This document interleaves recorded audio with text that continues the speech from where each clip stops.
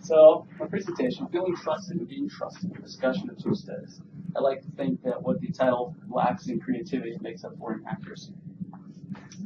So, when I decided to look at doctoral programs, I already knew I was interested in trust. And a lot of that came from my experiences in the construction industry here in Utah. First, as an employee, as you can see, I was much better looking and taller in those days.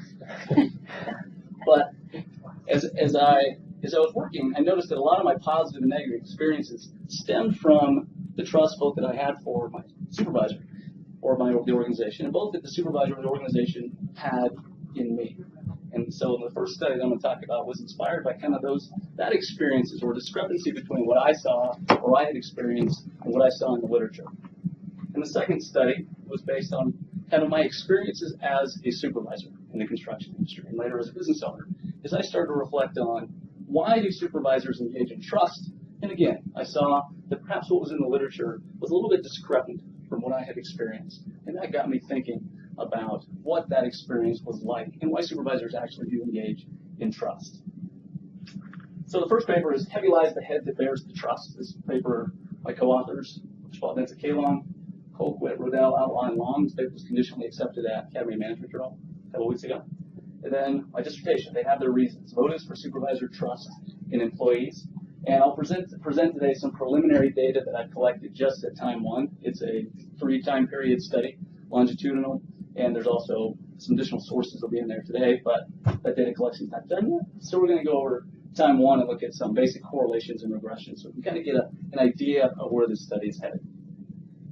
So first off, what is trust? Well, trust is the willingness to be vulnerable to another party based on positive expectations of their behavior. So according to this definition, trust is not an action per se, but it's rather an intention to act. And we know from the literature where trust comes from. It essentially Can I just ask a question? So there are multiple, usually you think of at least 3 subtypes of trust. One is around trust and one's capability, right? So it's one thing to trust someone because they show goodwill. It's another thing to trust them to actually be capable. Absolutely. And so Mayer, Davis, and Scorman, I'm guessing that's where you're going off of, is they would put that here. So they would put that here as trustworthiness or trusting beliefs, whereas trust is that intention to act. And so according to their definition, and in most other definitions, that's trustworthiness. And so trustworthiness is split into those 3 parts. So if I'm trustworthy, I mean, if I'm trustworthy, I could either be trustworthy to be capable at performing. So I give, I let Kurt go and teach a class, and I trust that he's capable of doing it. Versus I give Kurt some money to hang on to, and I trust that he won't take advantage of it. He may be a babbling idiot, with no competency whatsoever. I don't trust his competency, but I trust him to take advantage of me. That's right. So trustworthiness is generally split into those 3 things. So one is ability. Do I believe somebody is capable of performing a particular action? The next is what we call benevolence, or do I believe that other person has my best interest at heart? And third is integrity. Do I think that they adhere to some set of values that I also find acceptable? And to some degree, it's word, deed, consistency. And so those are all in this construct, according to most conceptualizations of trust. Is this a composite of all this is a composite. 3? So in this study, I actually don't talk about this, but in the next one I talk about it. And so I'll get more into depth of how we measure trustworthiness, because it is split into 3 different measures. In this one study, I'm going to talk kind of about the back end of this model. Okay. But first, so trustworthiness is one of the contributors to trust. So I believe this person has my best interest at heart, I believe they're capable, and I believe they have good integrity. So that's about the trustee. Then this one, trust propensity of the supervisor, that's about the characteristics of the actual trustor. Do I have this general disposition to believe in what others say they're going to do? So it's a character trait. And so trust, these generally lead to these positive expectations, which leads to this willingness to be vulnerable. And there are a lot of positive outcomes of trust. We know from at least 2 meta-analyses that it leads to job satisfaction, organizational commitment, better job performance, better citizenship behavior. Essentially, if the supervisor or employee is not worried about watching their back all the time, they're able to contribute and focus more on those things that they need to do and also from a social exchange perspective, if someone has done something good, they're willing to reciprocate. Okay? But here I'm going to focus on a slightly different aspect of this back end of outcomes. I'm going to look at feeling trusted by a supervisor, or the perception that another party is willing to be vulnerable to my actions by engaging in risk-taking behavior. So to use Jeff's example, he might trust him. Because you trusted him, you might have this perception that he trusts you. So it's looking at that perception. Now we're looking at your perception of what it's like to be trusted. Now we only have 3 studies that have really looked at empirically how does feeling trusted lead to performance. And they've shown it has a positive relationship with job performance, citizenship behavior, customer service. But the literature in general has also characterized feeling trusted as a positive thing for employees. Jeff Becker's work has said that feeling trusted by the organization might be the fundamental principle of high-performing organizations. Kahn has suggested it's key to engagement. Spreitzer has suggested it's key to empowerment or high-involvement workplaces. That feeling trusted essentially leads to performance or good aspects or good outcomes for employees. However, consider for a minute the experience of being trusted from an employee's point of view. A supervisor gives a high-profile assignment to an employee, suggesting to that employee that they are trusted. Now, on one hand, this may lead to feelings of pride, or this perception that this employee is valued by the organization. They've done something worthy of being trusted. But on the other hand, the employee now has to actually take care of that assignment. The workload has increased.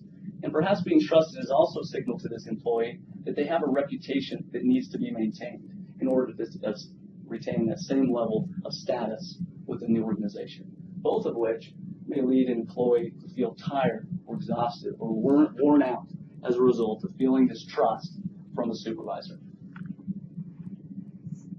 One of the participants in our study, go ahead. Sorry, maybe you'll get to this later. It seems like trust and workload are independent contracts. Are you going to tease that out a little bit? Mm-hmm. So I'm going to look at how feeling trusted may lead to increased perceptions of workload. So just perception, are you controlling for the actual workload? So we're not, and the reason we didn't is because like Hackman and Oldham's work has shown that perceptions of workload are more, indicative of outcomes than are the objective workload. Sonntag and Press, I also have work that says it's whether or not employees think they have high workload, not whether or not they actually do. So there could be objective measures of that, but the literature also says, like Lazarus's work on appraisals and affect and stress, it said that it's my appraisals of whether or not I'm stressed or a situation is what actually leads to my outcomes. Okay. So, just going back to these 2 relationships that you're sort of hypothesizing. One is that I feel trusted and therefore I perform well on certain dimensions. And I would hope that those studies would control for the fact. I mean, you always worry about direction of causality here, right? Right. I perform well, therefore I'm trusted.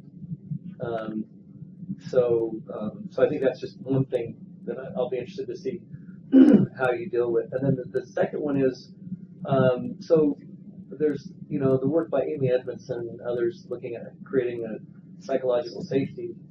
I have never seen anything that suggests that people that when they feel psychological safety, they actually feel empowered and free to try new things, to take risks.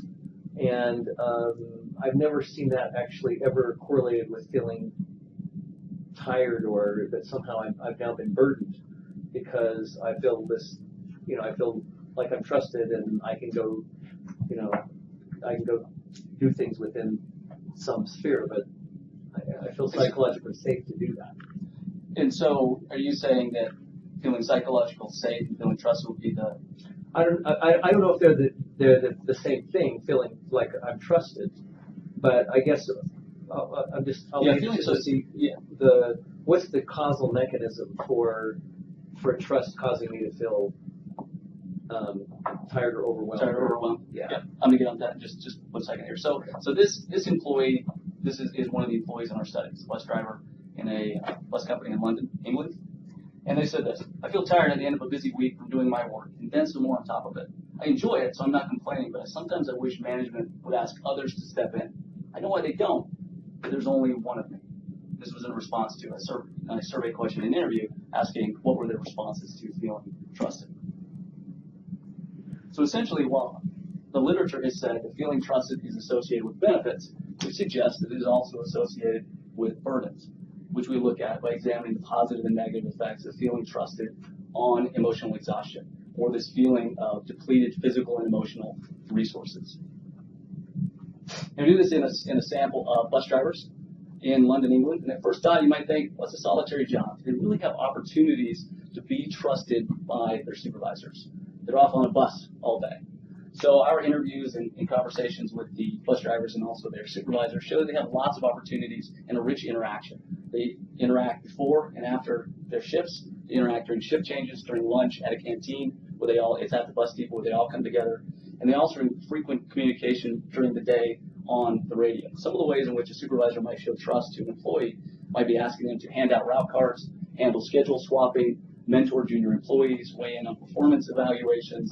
So they're asked to do things above and beyond other employees when they are trusted. Kind of summing up.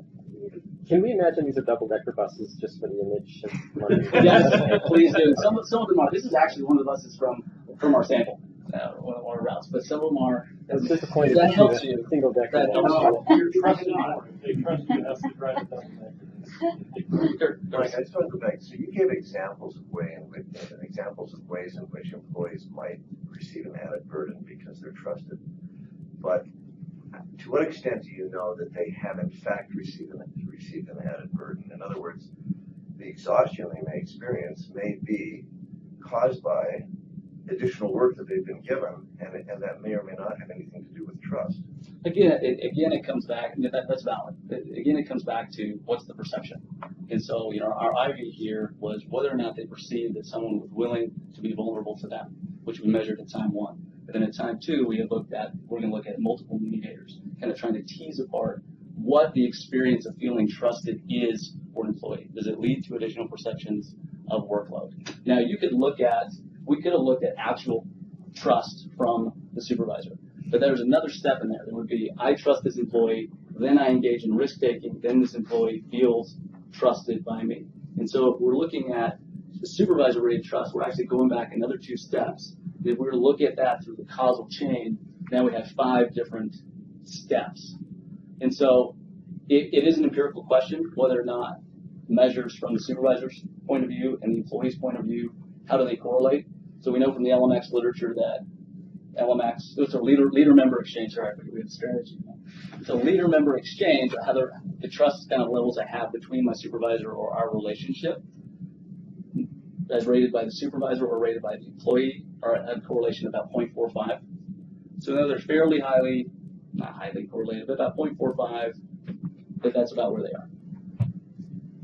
So one of the employees said this about the experience of feeling trusted. Sometimes it feels like I'm the supervisor and my supervisor is the driver. I get asked a lot about stuff when I'm on the road, which makes sense as I'm my supervisor's eyes and ears, I guess. I feel like I should have read that in an English accent, but until I do watch more Downton Abbey, I don't feel confident in that. So it's also been shown to be a very stressful job. So it provides an opportunity to look at feeling trusted in an environment in which feeling trusted or the additional demands that come on an employee from being trusted have a really meaningful impact on that employee. So one of the employees said this: some people might think bus driving is easy, but you've seen London roads over the years? It's a bloody nightmare. I know these roads. I've been driving them for donkeys of years. Now, what does donkeys of years know? I mean, I don't know. I had to look it up on Urban Dictionary, and it means a lot. Lots and lots of years. There's much English there.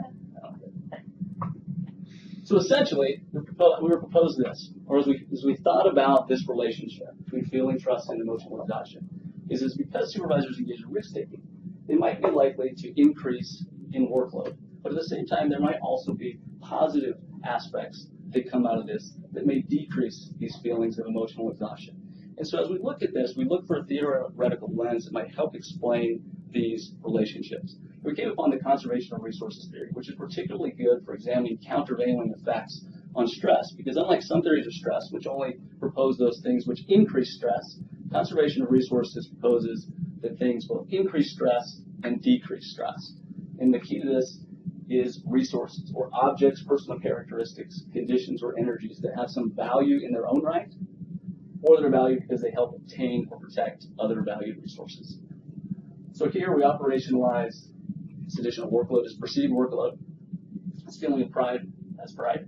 And the theory also introduced the fact that there are resource threats, which also tend to increase stress and emotional exhaustion. Now, a threat doesn't cause a loss of resources, but if one's resources are threatened, one tends to mobilize other resources like energy, stamina, and time to protect against that threat, to prevent it. So we also introduced another construct called, for resource threats, reputation maintenance concerns, which I'll get into in just a second. So, Mike, are resource threats or reputation maintenance concerns, do these have anything to do with control? So I'm thinking back on, Karasek's work from back in late 70s, where he talked about, that ASQ paper, where he talked about control really is the determinant of whether or not one feels exhausted by demands or one feels enabled by those demands. To some extent, I think in order to tease apart Karasek's arguments is we have to have multiple levels within the organization. Because he essentially says that if your job has high control, that might be a supervisor, if you get additional demands, that it's not as taxing or stressful because that person can either delegate those demands to someone else. It has multiple coping options. But our employees are all along the same level. Supposedly have low control jobs. And so they're lower echelon employees. And so in our data, all employees essentially have low control. And so we're not able to tease apart whether or not the high control versus low control aspect of the job leads to emotional exhaustion or not. Does that answer? Yeah, right. I mean, you could argue that these bus drivers, with the discretion that they do have, earlier you said they're able to do these kinds of things, they're given trust to do these things. So I think you could argue that there is a high degree of control, but it depends on how we want to define control. Yeah, and I think that one aspect of this sample is that other researchers said that bus drivers specifically don't have a lot of control over their jobs. So when they are given additional demands, it's just deal with it. They're off on their own, so they don't have a lot of coworker support or supervisor support. And so if I say, I need you to handle this route swapping, or I need you to mentor a junior driver, they don't really have a way to offload other portions of their job. They just get additional workload on top of what they're already dealing with. But I think it is a very interesting question that that was something that came up during the review process as well, of looking at different levels of lower echelon versus upper management employees. In fact, most of the research on feeling trusted has been with white collar workers. And so to some extent, we don't know, we know feeling trusted leads performance, but we know that among white collar management workers, not among lower echelon workers. And so I think that's an additional cool part of this study is we're looking at samples that usually aren't explored in the management literature, this kind of line level employees.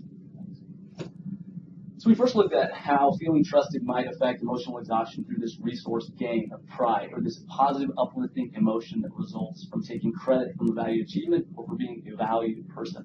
So when a supervisor engages in risk taking, an employee feels that they're trusted, they've been signaled that they are trustworthy, that they've done something valuable within the organization. To the extent that the employee takes credit and says, I'm trusted because of something I did, because of who I am, they're likely to experience this sense of pride, which could affect resources like feeling successful, feeling valuable to others, or just having positive feelings about oneself.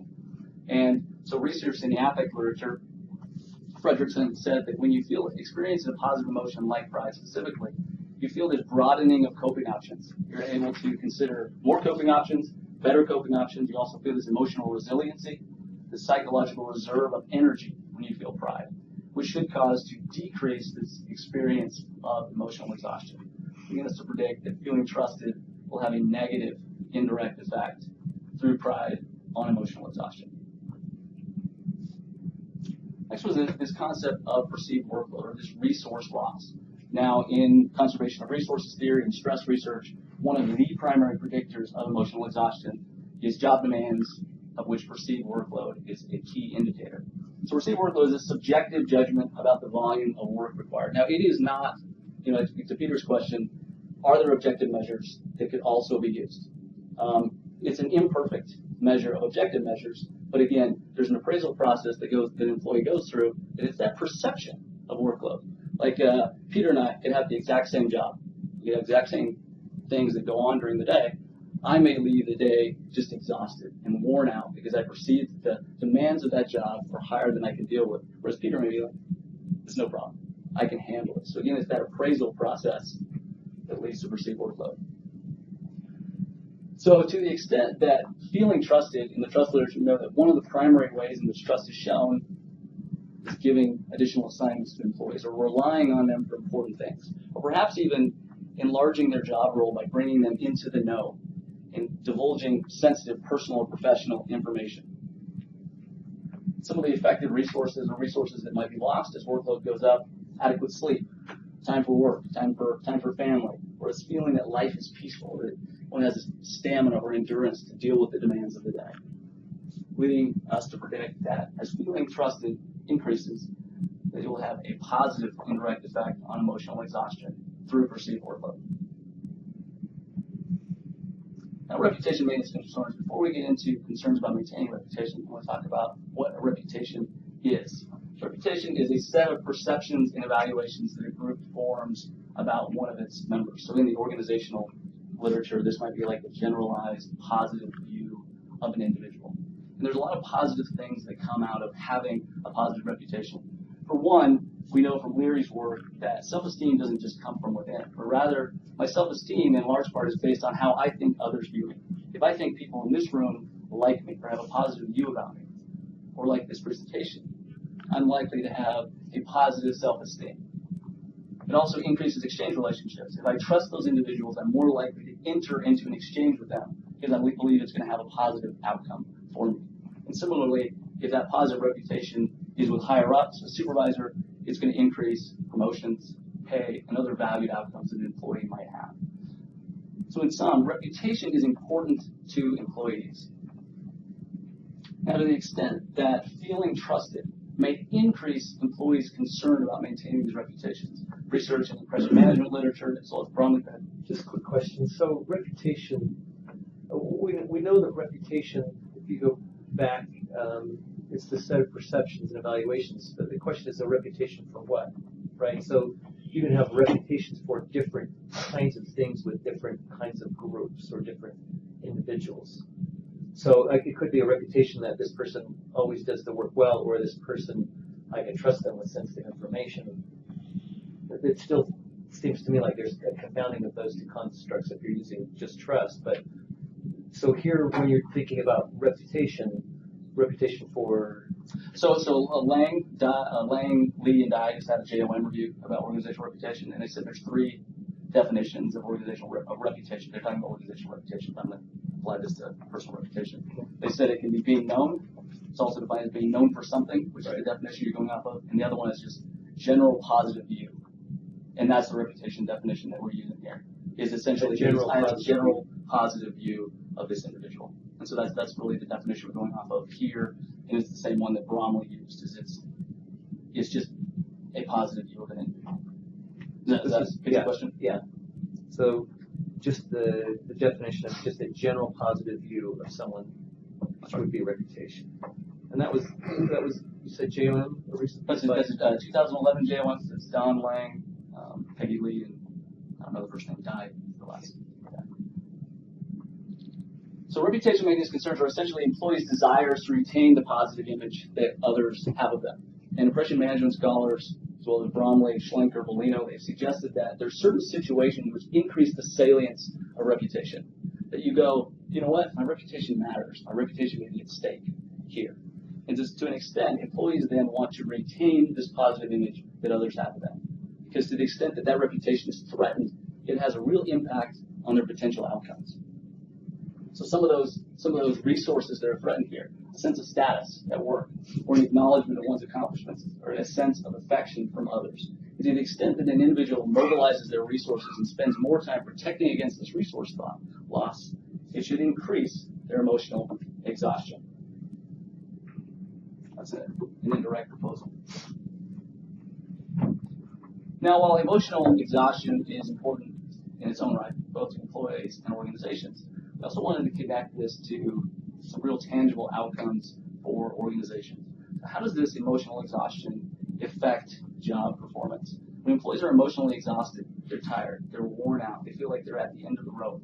and they try to distance themselves emotionally and physically from the cause of that exhaustion, which in many times is customers, coworkers, their supervisors. So that leads them to withdraw, leading to a decrease in job performance. I'm intrigued by your choice of concepts here. They seem to be negatively weighted. So emotional exhaustion, presumably the high value on it is not exhausting. I mean, and reputation management is compared to reputation. Reputation, if it was just reputation, then that would be a positive. And so, can you help me understand why you seem to be loading this on the negative side? Absolutely, and most of that stemmed from our use of the theory, which and it's kind of based on prospect theory to some extent, that losses loom larger than gains. And so, and specifically, it proposes that emotional exhaustion or stress-related outcomes are a result of losses, gains, and threats. So to some extent, yes, we are kind of stacking the deck in terms of threats having two negatives in there as well as one positive, but it shows given equal amounts of gain and loss, that the loss will loom much larger. And so it's just the way we're built, is that our losses tend to matter more to us and the gains matter less. You'll see in a second that this actually has a greater impact than do some of these negative things. But that's the reason it has kind of a negative weight. We're following the theory in operationalizing our mediators. Well, but the idea is the one that intrigues me the most. That you're picking something that is negative. I mean, it's neutral to negative. I mean, you're deviant. Sorry. Oh yes, emotional exhaustion. And so it's as compared to just emotions, or something that's more neutral. And so why the focus on kind of the expectation that the focus on the negative part of this? Why is that of more interest to you than just a neutral concept, and then seeing how it increases the positive as well as increases the negative? So what kind of neutral construct would you use? I don't know the emotions whether you're well enough. Just emotions, positive and negative emotions or something like that. So we're splitting this into PA, positive emotions or negative affect. Something like that. Negative affect, so pride and PA are highly related, and NA and emotional exhaustion are highly related. And so employees certainly could have related emotional exhaustion low, which would indicate that it's not indicative of or predictive of job performance. We also do include the direct effects of feeling trusted when we do the analysis to see if that has a positive effect on emotional exhaustion and job performance. But to some extent, it was just our research question. Is the research has already shown that there are positives that come from feeling trusted. And so we wanted to examine, are there also negatives that come from that, and kind of tease apart that relationship. So it's your research question that's grounded in the previous literature that's already demonstrated the other, and so very good. That we have a harder time getting published. You mentioned you tested a direct effect of trust, feeling trusted on job performance. And this is cool in that it's sort of counterintuitive, but without that on the model here, it looks like you're saying that feeling trusted leads to poor job performance, which is pretty counterintuitive. Are you saying this is just part of the puzzle and there is that direct effect as well, or this is the main story? Yes, so mitigation, we look at the indirect effects, but that direct effect is included in order to test the indirect effects, because that's necessary. Because if not, then we're pushing all those effects of feeling trusted through this negative path. It turns out, we'll take a look at it in a second. You'll see the results, the negative zero-order correlations between those, which may be a little surprising, but at the same time, we don't know, based on literature, how employees, at least ground-level employees, react to feeling trusted. So, like I mentioned, the 3 studies that we do have on feeling trusted, a couple of them were same time, same source. So, some of that, I don't know how much. I'm not trying to criticize that, but we just don't know what that relationship is. There isn't enough previous work to know, should we see a positive relationship there? Or is there this obligation or some of these perceived workload and reputation maintenance concerns that come out of this feeling trusted? And so we'll take a look at that in just a second. This is cool. The takeaway, if your model holds, is going to be don't trust your employees, they'll do better for you. No, that's not going to be my takeaway. I promise. I swear that will not be my takeaway. But the prediction here is that feeling trusted will have a I'm positive. going to sort of say got two negatives, so is that with the two negatives, that the trust leads to negative emotional exhaustion, which is a negative to job performance. Yeah, so this is a positive effect that comes out of feeling trusted. So there, through pride and emotional exhaustion, there's a positive indirect effect of feeling trusted. Okay. Okay. So we're trying to look at both positive and negatives. Trying to tease That apart, makes sense. Yeah. tease apart these relationships. So we see positive here. Here we see a negative relationship with job performance. And then through this path, also, we see a negative relationship. So reputation management, positive relationship between that and emotional exhaustion. Because it takes, you'll see my measure in just a second, but it takes cognitive resources. I'm worried about maintaining my reputation. I'm concerned about the positive image that others have of me. It's a cognitively taxing requirement to worry about kind of how I'm looking to other individuals. Presumably because you have these concerns, you engage in more impression management behaviors, which can be tiring. It takes time to look good, you know? Whether it's sucking up to whether it's setting up to coworkers or bosses and things like this, there's a lot of different behaviors you can engage in. To some extent, this is an impression management variable. You know, there's two aspects to impression management: impression motivation and impression behaviors. And this is this impression motivation because I'm concerned about my image. In most theories of impression management, the idea of discrepancy looms really large. That these reputation maintenance concerns are most prominent when there's some type of discrepancy between the way I view myself and the way I think other people view me. So is part of your story when people don't necessarily feel like they're up to the challenge, or I don't feel like I have the ability even though I'm getting these assignments? Is that part of the reason why these reputation concerns come into play, or? Yes. So that Leary Kowalski's paper touches on that, but it also says that these impression management concerns can exist without there being necessarily a discrepancy. So I can come into an organization brand new and be worried about what people think about me and pour time and energy into managing my impression. They may already think well of me, but in order to maintain that positive view, I may have to pour significant time and energy into it. But it may also be managed, motivated by a discrepancy. And so at least Leary Kowalski's review and Schlenker also touched on that you can have impression management motivation without that discrepancy, but perhaps it's a little bit stronger with the discrepancy, but it's not something we get into, or I get into here. So that might be a moderator. Yeah. Just a quick, Yeah, it absolutely could be. quick question. Why don't you have then an arrow going back, making it It's non-recursive. a reciprocal relationship there? Because in some sense you're describing a homeostatic situation where I'm feeling trusted, but I'm getting exhausted, my performance goes down, I'm not going to be as trusted as much anymore. Or David Walsh was doing the study showing that emotional exhaustion leads to a more unethical behavior. And so you're going, I was just wondering why you don't have the arrow going back. This is just because these are the relationships that I tested. The what I have up here right now, but if this was a theoretical model, absolutely, job You'd have performance some sort of would have this recursive non-recursive relationship Yeah. with feeling trusted, because it would increase those perceptions of ability, benevolence, integrity as I have good performance. The problem with if we actually do test that, there's multiple mediators. So it goes to job performance, to trustworthiness, to trust. Yeah, that's complicated. Okay, Yeah. so let's keep No, going. and for some reason, the reason we didn't trust that is because it's been well established that there is A this, negative relationship. and then the job performance Performance does of have that is going to affect it. the feedback. Yeah. Yep. Okay. So my method was the final sample that analyzed had 219 bus drivers in London, UK, average age 46 years, as well as their supervisors. Had 3 waves of data collection, 6 weeks between waves. Employees at time 1 and time 2, and then their supervisors rated their job performance at time 3. Employee measures at time 1, we used the measure of feeling trusted adapted from Mayer and Gavin. A couple sample items. My supervisor is comfortable relying on me for something that is critical to them, even if they can't monitor my actions. So it's this decrease in monitoring, this willingness to be vulnerable.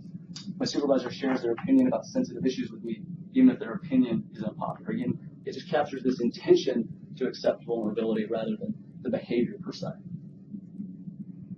Perceived workload, use word Ellinger as workload stressors measure, supplemented with 2 items repeated internally.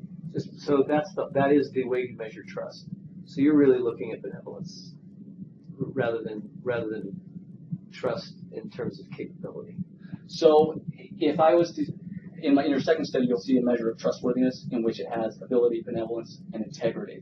And so I would look at that as an antecedent of there. We actually captured from the supervisors at time 1 a measure of perceived ability of the employee, and we can control for that. It does have like a 0.40 relationship with feeling trusted. So we know that this feeling of being trusted comes from somewhere. They didn't just make it up.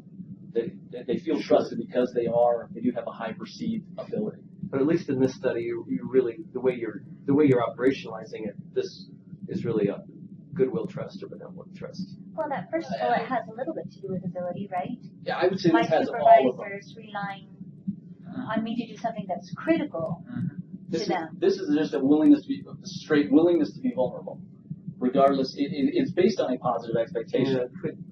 But I would see the two separated. I would say that ability, benevolence, integrity are right there. I mean, they're almost touching, and we know that the relationships are really strong between ability, benevolence, integrity, and trust. I mean, 0.7, 0.8, but just theoretically want to tease them out into what McKnight and Trivani, and they have a paper, A&J, and it says essentially there's trusting beliefs, which is this trustworthiness or benevolence. There's trusting intentions, which is trust how I have it, and then there's also trusting behavior, just like risk-taking behavior of you actually giving that assignment to Kurt. Does that help kind of tease those out to the kind of the 3 aspects?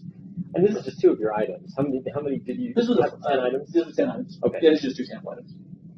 Another one is my supervisor does not have a problem increasing their vulnerability to me. Say that again. My supervisor does not have a problem increasing their vulnerability to me. My supervisor knows that it's okay to be creative because sometimes creative ideas don't work. Is another item. And this is an AJ.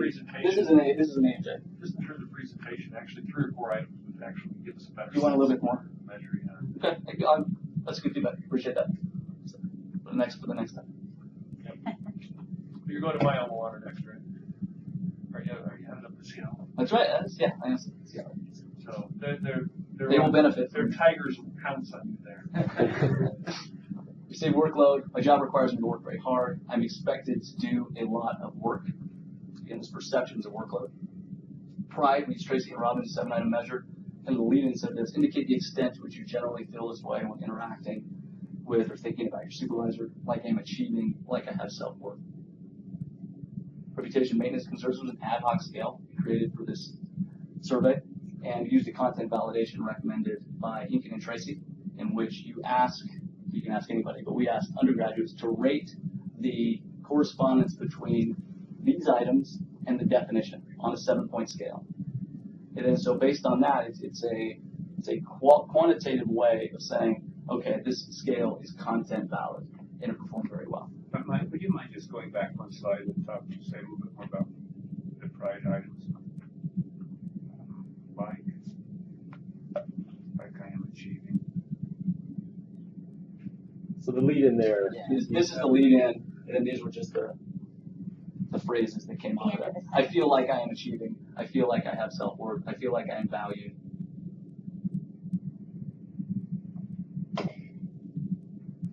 When interacting. Okay, that's measuring pride, huh?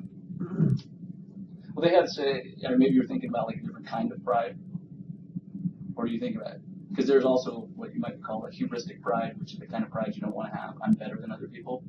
But then there's also this, what Tracy and Robbins would call authentic pride of, I actually did something worthwhile.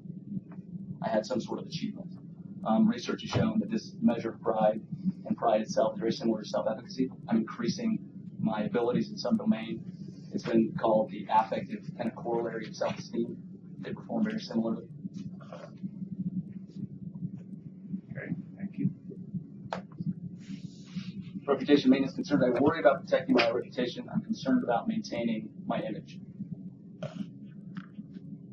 Emotional exhaustion with Maslow and Jackson's 9-item measure of sample items. I feel emotionally drained from my work. I feel used up at the end of the workday when I stand here and use it. And then job performance used in adaptive measure from McKinsey, Pods, and Better. Sample items, they are one of the best at what they do. They are very good at their daily job activities. Here's some descriptive statistics, zero-order correlations. First, draw your attention to how feeling trusted relates on a zero-order sense. There are three mediators: pride, perceived workload, and reputation maintenance concerns, as well as how the three mediators relate to emotional exhaustion.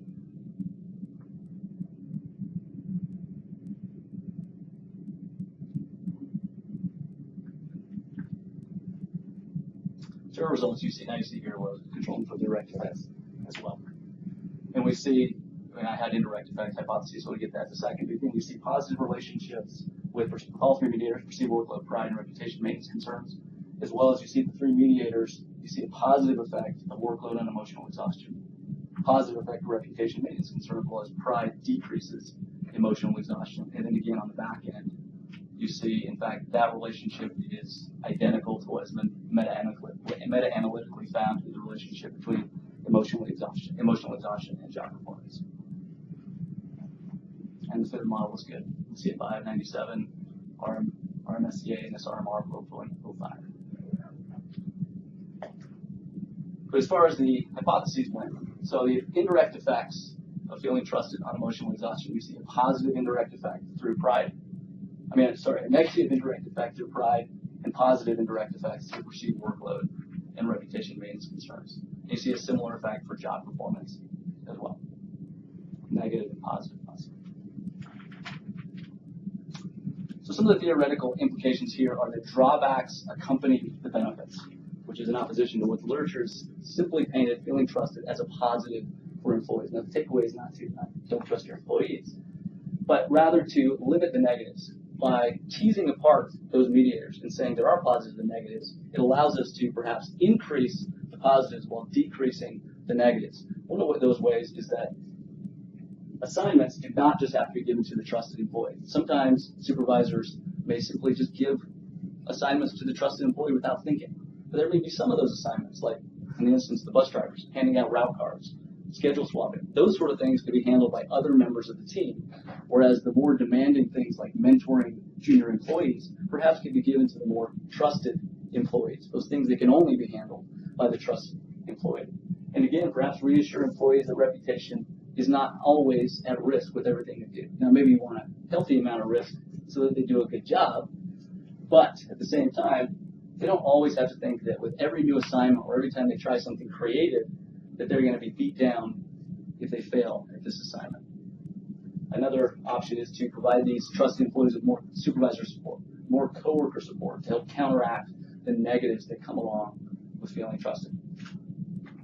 So how big a deal is the perception of emotional exhaustion to these bus drivers? If given the choice of not being trusted and going home with a lighter backpack at the end of the day or something like that, I mean, is this, they say, oh man, that would be great. I mean, if my boss didn't trust me to do these other things, and somehow it seems, I have a hard time imagining that. I have the same problem. But so we did a lot of interviews, and some of the open-ended comments. One of the ones I shared earlier said sometimes I feel like my supervisor gives me too much to do, and I wish he would give it to other employees. And so maybe it comes down to control. Do employees, are they given enough control or ability to do positive things with that trust, or is feeling trusted just associated with negatives? So are we letting employees know that there are positives that come from feeling trusted? I can think of times where, I'm sitting in the office as a PhD student, and I may be the trusted PhD student, and I get other PhD students coming knocking on my door all day long. Can you help me with this? Can you help me with this? And there's some positives that come from that. Like, well, I'm valued around here. But at the same time, my workload goes up considerably, and there's days where I wish I was not trusted around here, and people would just leave me alone. But so I'm not saying that employees don't want to be trusted, but that supervisors should not think that there's only positives that go along with feeling trusted. And can we combat some of those negatives? I think the nature of the job matters here. What do you think? Because you're a bus driver, you know, they're asking you to do another route or, you know, something. This is not like you're being asked to create a new product or do, you know, something else that I could imagine people might see more as an opportunity to create something that they might feel pride in and that they would, you know, really want to do, as opposed to for very straightforward routine tasks.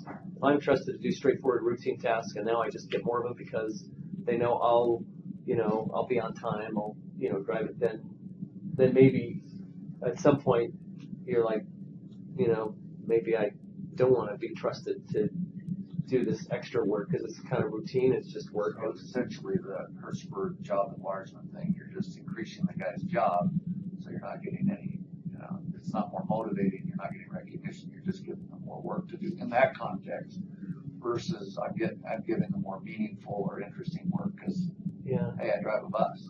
There's not much. Yeah, I mean, it's just like Peter has done such a good job with coordinating our recruiting that we're now going to have him do it for every department in the business school. Aren't you excited about this? As long as I can drive the double-decker bus. You're so right. So the other interesting thing in your future studies will be to look at this population versus others. So quick story, my husband was the valedictorian of his high school. The salutatorian of the high school, great student, you know, 4.0, super great student. She was going to be a bus driver for her career. Like the next year she was going, and he felt like, oh my gosh, yeah, like this horror, like what a waste. She's like, look, I don't want the stress. I don't want it, you know, like I will be happy as a bus driver because, you know, I don't want to be trusted with stuff. Okay, I'm sick of this. And so you may kind of find a population of people who've chosen that career because they don't want the responsibility and the trust that comes with it. So it'll be fun for you to look at in the future. It may be interesting if you go back to the results. I'm trying to remember if my statement's going to be right or not, but it looks like this feeling of trust, feeling trusted, has a stronger relationship with pride than the other two. And so this hesitancy of, you know, I'm worried about this negative side. I think that generally speaking, feeling trusted does have this benefit, and it's got a stronger relationship with a benefit than necessarily with the negatives. But it's important to realize it's not only positive. Even though they're weaker relationships, these other things are kind of suppressing the effect, the generally positive effect. Yeah. I think that's a really cool finding. Thanks. And there's a big literature on what we call challenge stressors, that giving people a challenge, like a creative assignment, things like that, it does lead to positive things. It helps them enjoy their job more, engagement, things like that. But at the same time, challenge stressors are still stressful. They still end up, even if people want that job, it still increases stress and emotional exhaustion. And so even if we like that job, regardless of the level, it does have some negative outcomes. Now, it may have a 0.50 relationship. You know, I remember being a moderator, though, that in that situation, there's a 0.50 relationship with pride and a 0.15 relationship with perceived workload. And so, but you're still, I think, you're going to see that mix of positive and negative indirect effects. And even the job control, the CARESEC stuff that you mentioned, suggests that when somebody is at a higher level within the organization, that giving them additional trust does not have a strong effect on pride, because they start from a higher level of that. They think, I'm already well respected in the organization, so if I get trusted on top of that, it may not increase that level very much. So that's Westman has some research on that. It goes along with CARESEC stuff.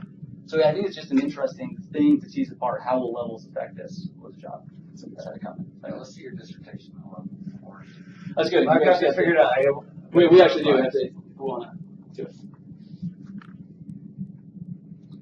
So the A&J paper said, feeling trusted is performance. We're going to go back to the model, kind of reset for a second here. And here I'm going to focus on the front end here. Why do we trust? Where does trust come from? To some extent, these trusting beliefs that we have of an individual. It's that I believe a potential trustee has ability, they can do the job, I believe they're benevolent, they have my best interest at heart, or they have high integrity, or I just happen to be a trusting person and I just tend to trust most people. I believe in human nature. And we said that these lead to these positive expectations of an employee, lead to these trusting feelings. Now, however, As I was a supervisor, I thought, I trusted for lots of reasons. Not just because the employee was trustworthy or because I had a trusting disposition. The literature would back me up on this. It says that oftentimes people trust even when they have low trust propensity, or when the trustworthiness of others is either low or unknown. They still engage in trusting actions. So why might they do that? So I think it helps to remember that trust is a behavioral intention. And we know from the literature that what leads to behavioral intentions is motives. So motives are these conscious desires that direct attention and energy towards activities that we think will help attain desired outcomes. So motives really answer the question, what do I care about? What do I strive for? What am I going to put time and energy into achieving? I grade those out not because they're not important, but because they're kind of control variables that we'll look at as we move forward. Because this is what we know. This is what I'm trying to add with my dissertation. So thinking about how motives affect outcomes, intentions, and behaviors. Let's think of this. If someone is motivated to have a healthy lifestyle or to lose weight, it'll predict that they have an intention to go to the gym. Same, if someone wants to get up early, get an early start on the day, it'll predict that they may intend to go to bed early. I'm not endorsing coffee drinking. I thought it was hot chocolate. That's right, it is hot chocolate.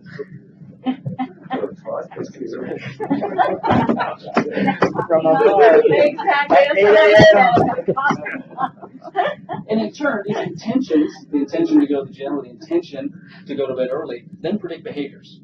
So then that will predict the fact of whether or not I actually go to the gym or whether or not I actually go to bed early. So why does this matter to trust? Why do motives affect trust? And now I'm showing betting on the next slide. This is not good. 2 strikes against you. All right. Let's hope I don't have something else. Trustworthiness or something like that. So I think it helps to think of trust is like placing a bet. And I know most of you don't spend much time in Wendover, but when people place a bet, they consider both probability and outcome. What's the probability there's going to be a positive outcome, and what's the size of that pot that I stand to win? And in trust, it's similar. So probability is trustworthiness. What's the probability of a positive outcome when I engage with this individual? But what's the outcome in trust? It's generally ignored. It's not addressed in our current models or conceptualizations of trust. And that is motives. What do I hope to gain by willing to be vulnerable or engaging in trust with this individual? Now, as I came up with what are some of the motives for trust, I drew on both motives literature and on the trust literature. One of the parts of the motives literature I drew on is typology from Novacek and Lazarus, where they took typologies of motives, generalized motives that people have, and they condensed them down to the motives that people have in general for their daily actions. But that doesn't necessarily mean they're trust motives. So I also looked at the trust literature to see what the trust literature predicted would be motives for acting. We use this to come up with 4 motives for supervisor trust. First is the other growth motive, or this desire to help employees learn and grow. So based on Novacek and Lazarus typologies is the desire to be supportive of others. And one of the ways in which supervisors can help employees learn is to give them stretch assignments. Whereas employees learn and grow, by definition, they're trying to stretch beyond what they currently know to learn something else. So when they're given a stretch assignment, the supervisor doesn't know if they can actually handle that assignment or not. So it's a little bit risky. What if a supervisor gives an employee this stretch assignment and they fail? That has the opportunity to create blowback for the supervisor. So to some extent, the supervisor has to trust that there will be a positive outcome. They need to predict that the other growth motive might be predictive of this desire to engage in trusting behaviors. Next is this rapport creation, or this desire to create close and satisfying relationships. Now, the literature is kind of characterized as one of our fundamental needs is this desire to belong, to have close connections with others. So Zan's work has suggested that perhaps the best way to create trust with somebody else is to engage in trusting activities such as disclosing personal and sensitive information. It creates these trust spirals. And so someone who wants to create trust or engage in trust might be motivated by this desire to create close and satisfying relationships. Second is this impression management motive, or desire to project an image of success and effectiveness. Novacek and Lazarus call this desire to be popular and accepted by others. So one of the ways in which supervisors can show their trust in other employees is this decrease in monitoring. Now, a supervisor may not really want to trust their employees in some aspects, but in order to be seen as a developmental and empowering supervisor, in order to meet the kind of demands of what a good supervisor should be, sometimes this requires you to kind of back off a little bit. Let employees kind of go off and do their own thing. But that's risky at the same time.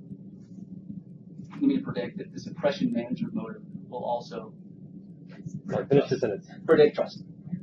I'm just curious. It seems that there could be other things that would lead to impression management. If you want to be popular and accepted, you could hand out donuts at work as opposed to decrease your monitoring as a supervisor. I'm just interested in your logic as to how you got to decreases. Oh no, this is just an example, Just an example. of how this might be of a trusting behavior. One way in which you might engage in that. Okay. But the alternative explanation is I got a manager who's just not interested in what's going on. I mean, there's different ways of interpreting that if I'm an employee. The guy doesn't, I never see the guy, and I think, oh, he trusts me to do my job. Oh, I never see the guy. He doesn't care what I do. So it is a bit of related to one's interpretation as an employee, and it could be spun either way. Yeah, and so here I just want to look at why does a supervisor engage in trust? Are they willing to be vulnerable? Because to some extent they want to manage impressions. They want to look like an empowering developmental supervisor. Some of it may be the other group. They actually do want to help employees learn and grow, but at the same instance, they may just want to look like they want employees to learn and grow. And so I think there could be both. Finally, this exchange creation motive, or this desire to develop an exchange or give and take relationship. And trust is essential to social exchange. Without trust, people will not enter into an exchange because there's no guarantee that they're going to be repaid for the actions, for the behavior that they get into. And so to some extent, the supervisor that wants to create exchanges with their employees, to be able to rely on that employee as they go on, they have to some extent, be willing to trust that employee. For example, network sharing might be one thing that a supervisor could do, is they share their personal network with their employee with the expectation they will receive something back in the future. That employee will give them a favor or share their own personal network when needed. Would you say the same is true of economic exchange? Trust is necessary for economic exchange. Is it? I'd say that the strategy literature says it certainly facilitates economic exchange, and that because it decreases transaction costs for one. So like if I want to enter into inter-organizational alliances, KIT has some work on that. It says, your work also says the same thing, that if you want to enter into those inter-organizational alliances, that having trust in that other organization will help decrease transaction costs and the likelihood that they actually enter into that alliance. Yeah, I think it's a different statement to say,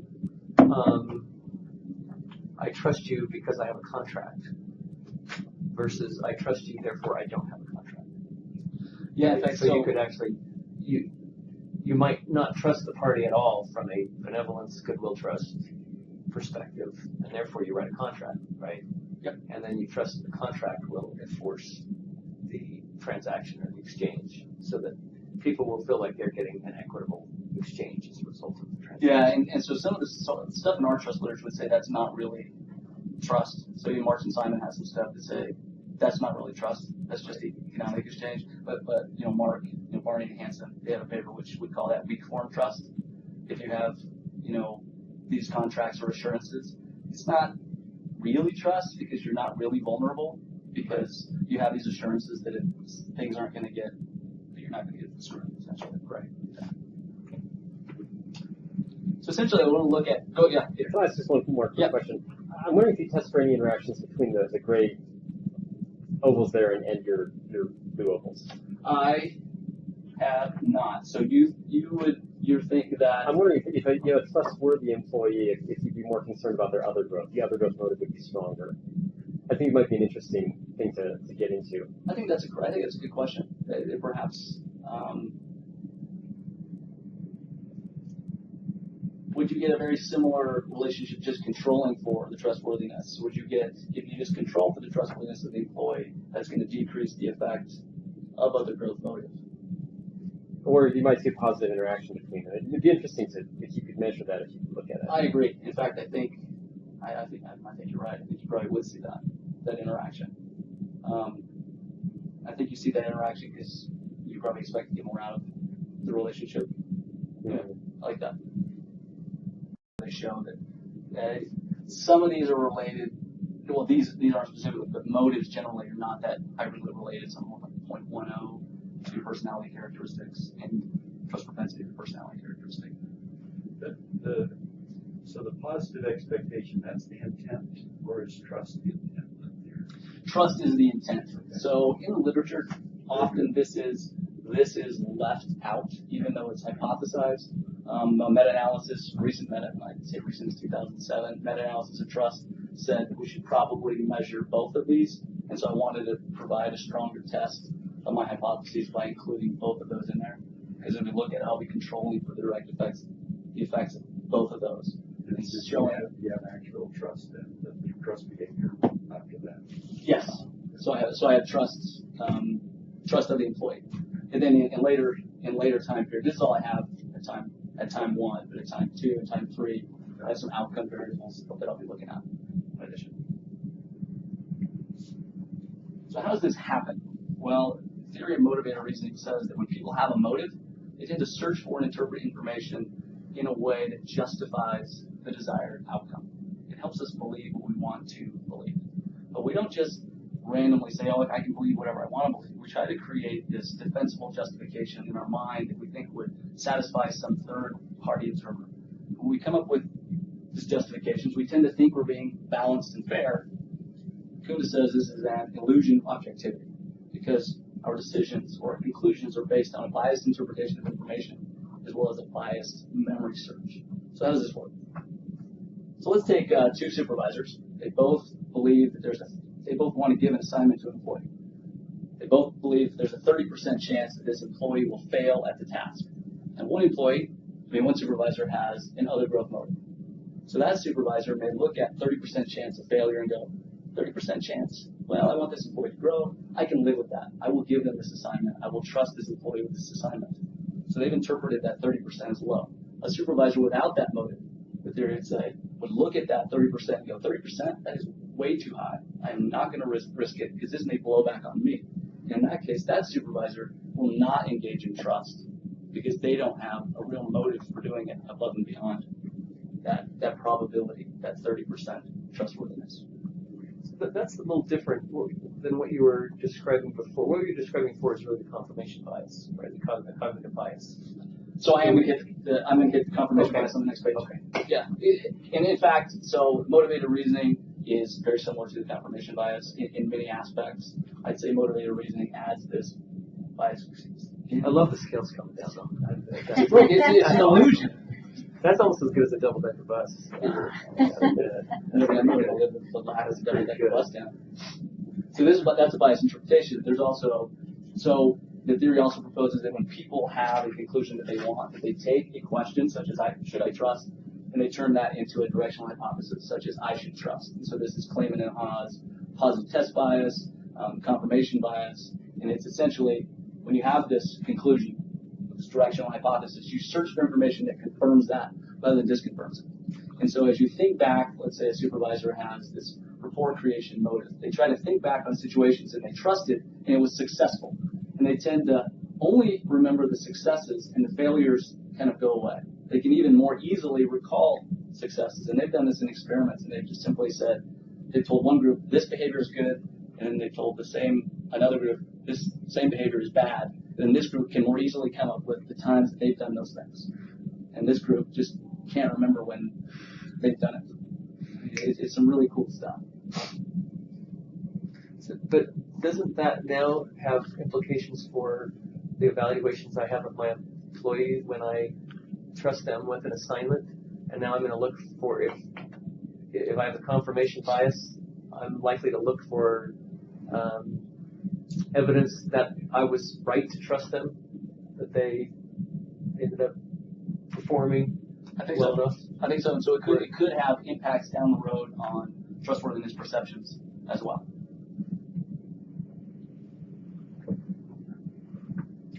So this is not where But you're not looking at job performance at all in this one. I probably will be at time 3 for about time 4. We're trying to get the supervisors to rate job performance. Whether or not we can actually get that access, that may be impossible. We are going to have some other sources in here, but some of the things I'm looking at time 2 and 3 is trust is generally looked at as this generalized expectations. But supervisors don't just have differences in why they trust, they have differences in how they trust. Do they delegate high-profile assignments? Do they bring an employee into the know by disclosing personal or private information? Do they give employees their personal networks? And so I'm doing an inductive work with some executive MBA students to look at what are their intentions to interact with employees. How do they plan to trust their employees? And also, what are some of the different risk-taking behaviors that they engage in with those employees? And do those different behaviors have different affective reactions? For example, if I engage in the other growth, if I satisfy the other growth motive, perhaps by giving a high-profile assignment, does that lead me to feel pride in my employee? Or perhaps, if I'm satisfying an impression management motive, is my outcome the fact that I feel relief at the fact that to cure that, I worry, I manage that impression, I'm looking okay. So if these are not dispositional or trait characteristics, are you going to talk at all about why someone would have one activated versus another, or no, but I think it is a good question up here to why these employees would have these specific motives. Did you have more to that? I do think that'd be an interesting question. Because I think there definitely could be dispositional characteristics that would lead to some of these other growth, rapport creation, impression management, or exchange creation. Absolutely. But this story is just these motives exist. You're not That's saying anything about when or why. But when these motives exist, they affect trust. That's right. But and my hope is that by looking at motives for trust, is that we kind of introduce something new into trust antecedents. Because to this point, it's really just this. This is what we look at. I want to introduce this, and hopefully that will spur looking at even antecedents here of what leads to these. Because that hasn't been looked at here, because this is the primary personality characteristic or disposition that's looked at. But there may be different ones that come down here. And so you are measuring the grade out. Yeah, I'm measuring all those. I just grade them out to show that it wasn't that. But again, back to Peter's point, there might be and the mindset might be an interaction between the propensity and some of those motives there. Yeah, I agree. I think that'd be a nice thing to look at. So a sample is supervisors from multiple organizations. Supervisors from multiple organizations in Australia, an industrial plumbing organization, construction, mining, and agriculture companies, film studio, solar panel installations. Site visits and all this research.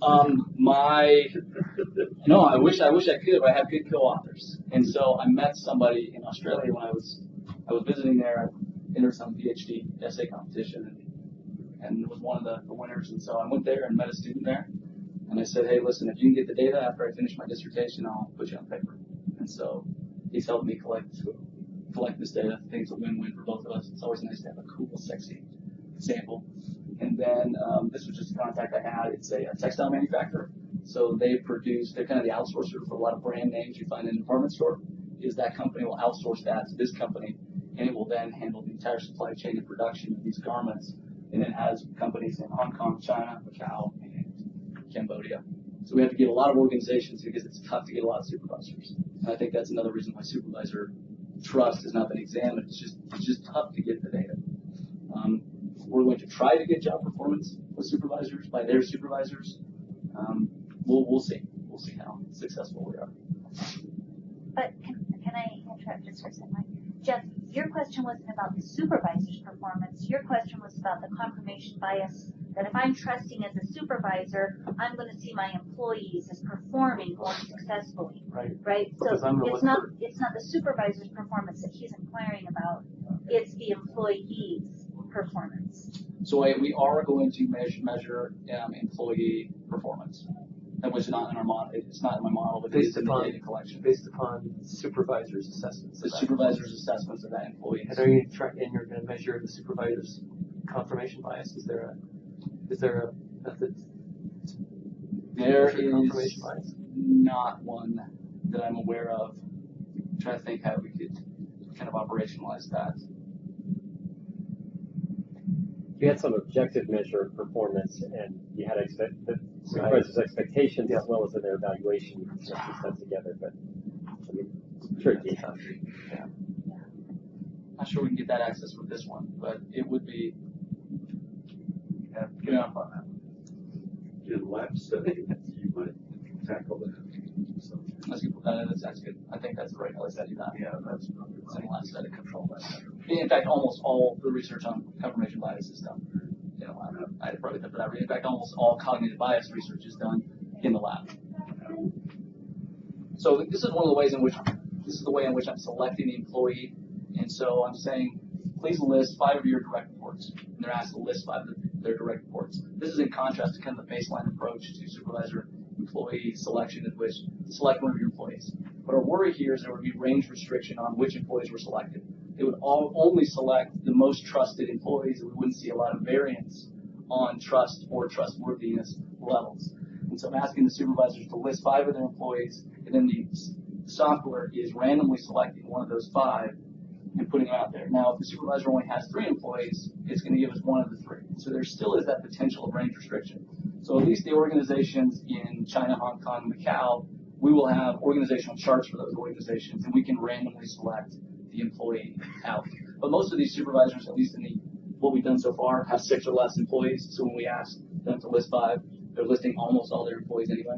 In the regressions I'll show you, I have control for how many employees they have. I have liking of the employee. I have how long they've known the employee. Can control for all these things. And it's just preliminary data, but it doesn't affect the relationships that I'm going to show you. So the method at time 1, trust motives, trustworthiness, trust propensity, and positive expectations. At time 2, we'll measure trust and specific intentions as well as some other things.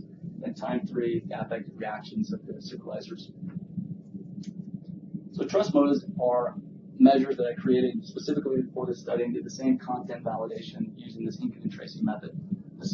We presented this to supervisors in the survey. We kind of wanted to give them an idea of what trust is. As I've gone back and forth with Jeff here, there's lots of different definitions of trust. Trusting beliefs, capabilities, integrity, benevolence, or trusting intentions, or the actual trust behavior. So we needed to give supervisors an idea of what trust really was according to our definition. So trust is a willingness to be vulnerable to someone based on the expectation to perform some action. When we trust, we intend to stick our neck out. We intend to put our fate in another person's hands. For each statement below, please indicate whether you agree there's a reason why you intend to stick your neck out for blank employee, and then this name is automatically piped into their survey. So instead of it saying employee, it will actually say the employee's name, which allows them to be more accurately connect the employee to the measures that they're filling out. That just still seems to me like it's confounding those 2 types of trust. It's one thing to put my fate in someone else's hands because they're competent to do something, and it's another thing to do it just because I trust they won't take it. They might be, I have a special needs son who is not very capable at very many things. I wouldn't trust him with very many things, but I would trust him to tell me the truth. I would trust him if I gave him money to hold it and give it back to me. So it may not affect your outcomes, but just the way you phrased it there, if I'm putting my fate in someone else's hands, it could be because I trust that they're capable. Yep. Or it could be that I trust that they have goodwill towards me and are benevolent. Yeah, and so by having trust as a mediator between those 3 reasons, it does collapse some of that ability to tease out the specific reason why someone is being trusted. And I'd say that's a potential shortcoming of the trust literature, is that it does that. All the literature on trust collapses that down into trust. See, with trust propensity. That must be more of a micro, because in strategy, in most of them, you clearly define whether or not you're talking about trust, goodwill trust versus being capable. And that's more coming out of the economic literature. But I'd say some of the macro stuff like Bromley and Cummings and stuff, they're measures of, it's not at the organizational level, but it's asking inter-organizational trust, like boundary spanners. Right. And it asks, I'll show you my measure of positive expectations. Right. And essentially what their measure Their of trust measure is. And so it's just, They're putting those together. Yeah, there's a trust orientation, but one trust orientation is I trust the orientation towards the other organization is that they will not take advantage of me in my exchange relationship. The other one though is that they are capable of performing, and therefore, I trust them to perform well. Yeah, and so, to some extent, when I say here, these specific intentions, I'm going to be splitting that out. I trust them for specific things. I trust them. I will rely on them. I will disclose to them, that sort of thing. And that's not something that's been done before. Okay. It generally collapses it either into positive expectations. A lot of the macro stuff, strategies that operationalizes trust is this. But then stuff like Sitkin's work says, again, these positive expectations are what leads to trust employee. McAllister's, the Wiki Bunker, those guys. Sorry, I almost No, you're fine. I'm still interested in this idea of the difference between a trait and a motive. And I'm sure you're going to talk about how you're going to measure these here. Do you measure them like average levels of motivation? And do you have any sense of, are these stable? If you're using these to predict the time two, do you have a sense of these other growth and other types of motives? Are they going to be stable across your time periods? So I'm still interested in. So based on, and I think that's an interesting question, based on what we know about motives, or motives like these, the kind of Novacek and Lazarus that I pointed out, McClellan, other these kind of baseline motives, is they are fairly stable. So I can think of one study where they looked at, college students and across their 4 years, kind of like their motives for a family, or motives for engaging in religious activities, or motives for engaging in professional activities, those kind of changed throughout time, but they change over like a period of like 4 years. And so over a period of 3 months, which is what my data collection is going to be, I would be very surprised if they change. But it could be something that if you thought it was important, that could be controlled for. But then I would need pre-time, so I would need to redo this again at time 2 and stretch it out to time 4. But I don't imagine that they're going to change very much, because everything we know about motives says that they're not going to change within a 3-month period. But maybe he's not talking about within person, but between persons, right? So I'm a supervisor, and for me, rapport creation is a really important motive. But for Peter, exchange creation is most important, right? So Baumeister would say, this other relatedness, the relatedness, is across all humans. But clearly it's going to be, you look at ERG, right? Where, and they'll say, okay, well, relatedness is more important for these people than for these people. Is that what you're talking about, Jeff? Well, because I felt like before you were saying that these wouldn't be related to trust propensity because trust propensity is a trait.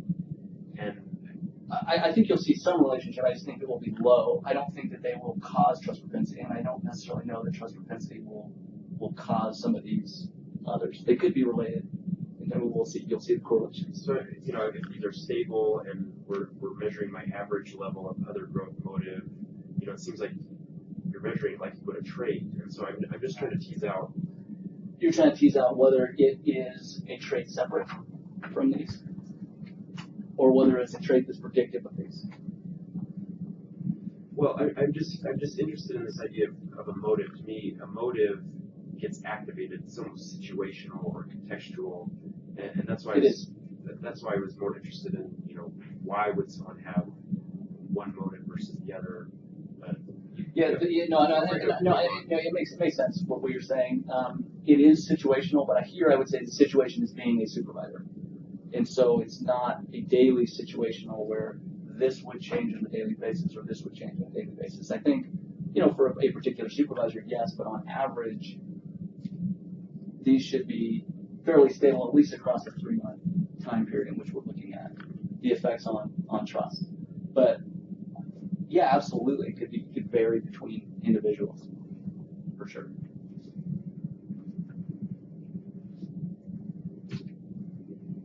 So a couple of sample items. Here's the other growth motive. So I'm measuring. I trust because I want this employee to develop. It will give this employee an opportunity to grow. So I'm trusting for a reason.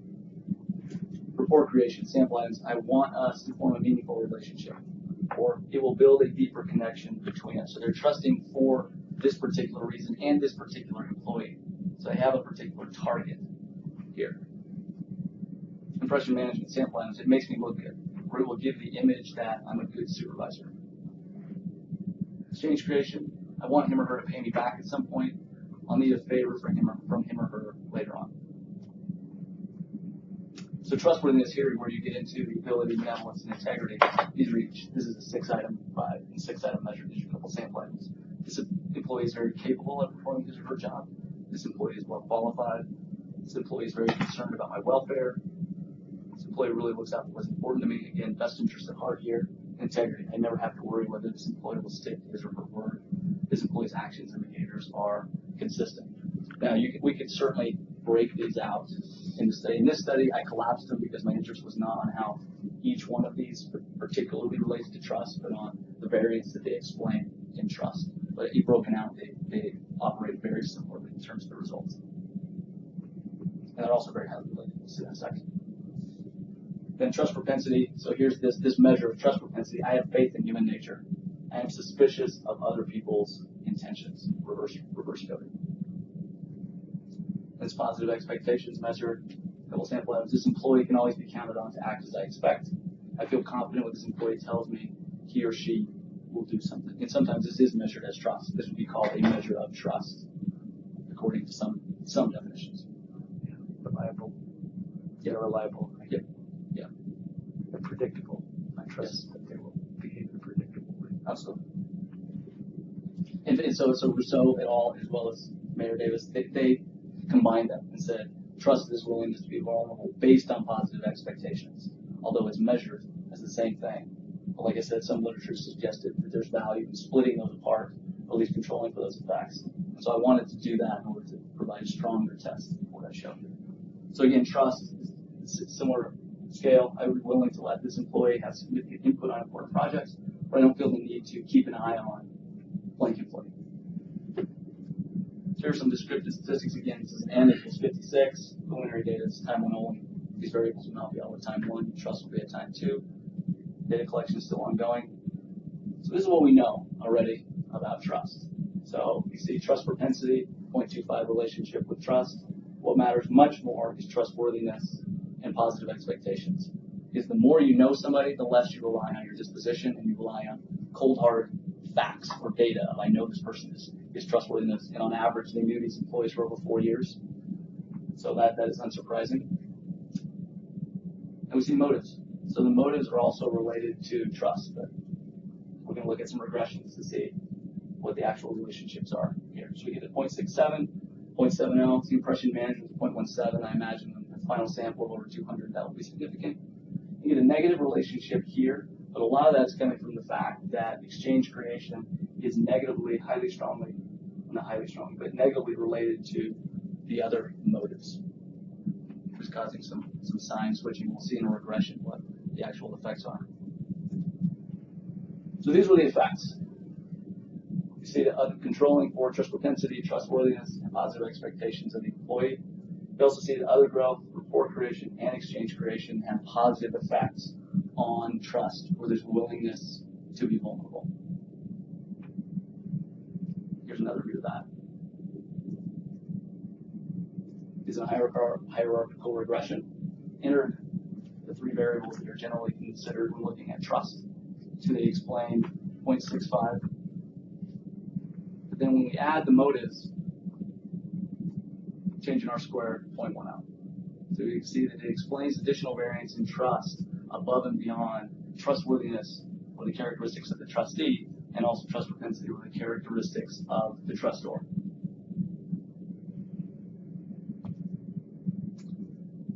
So I think the theoretical implications here are that supervisors trust for additional reasons other than just the fact that they have trusting dispositions or that people are trustworthy.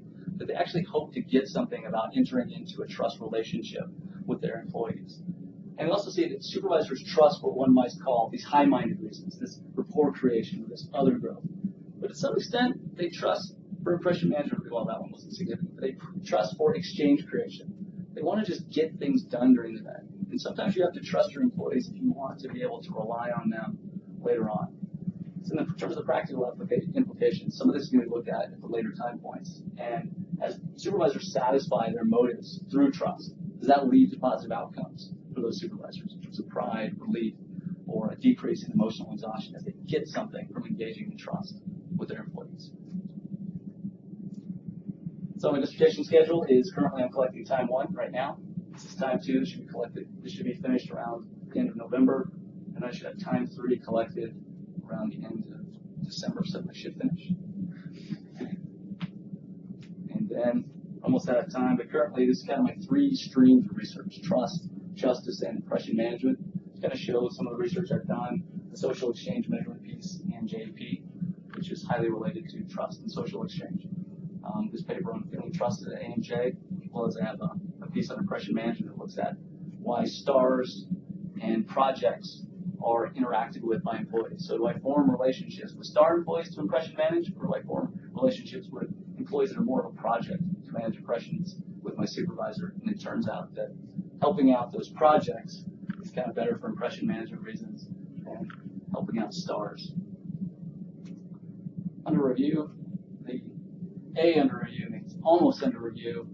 in like a week, thing will be under review. I have a paper, Charisma and Fairness, that's at R&R at AMJ. And then we just submitted a paper to Work Science that looks at impression management gone bad, or how in a desire to meet performance expectations, employees engage in cheating behavior, which has detrimental impacts on the organization. And some of the works in progress dissertation as trust and impression management overlaps, looking at a paper on how when supervisors are merciful to employees, that third parties look at that as injustice, because it's a violation of procedural rules within the organization. They shouldn't perhaps give that mercy to that employee. So while there may be some positive aspects for the focal employee, there may also be some detrimental impacts on third parties who think they should be giving them mercy. You need to adhere to justice rules, as well as a couple others. So those are my research streams. I appreciate your time. It's been great to come and visit. Thank you.